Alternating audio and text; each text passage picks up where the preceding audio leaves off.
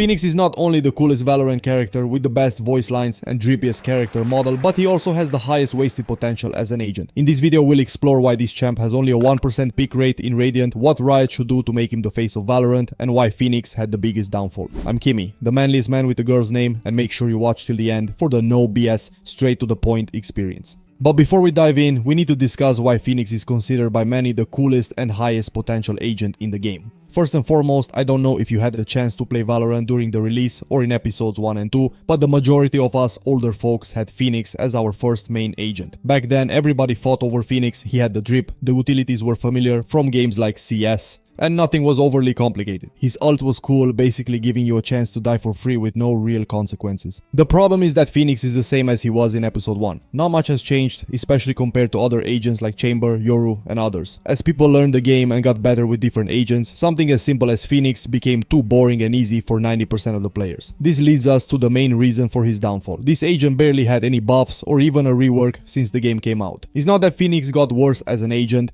it's just that every other agent got better or buffed. And new agents are simply better overall.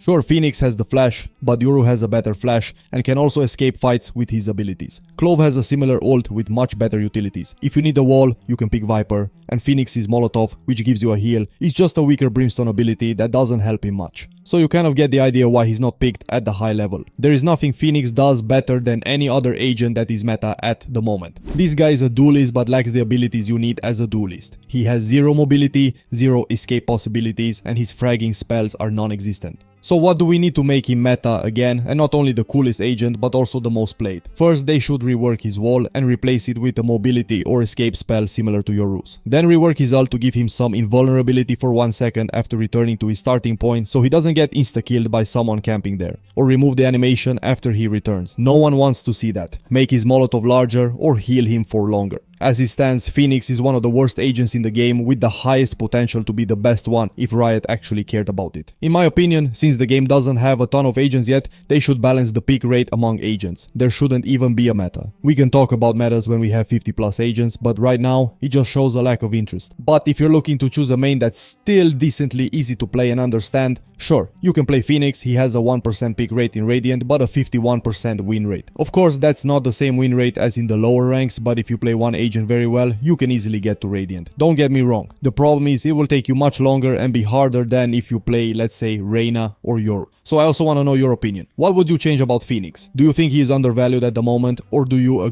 disagree with me? Also, if you want to learn more about Valorant and how to improve quickly in a no BS manner, check out these other videos. And don't forget to subscribe. Only 14% of you are subscribed.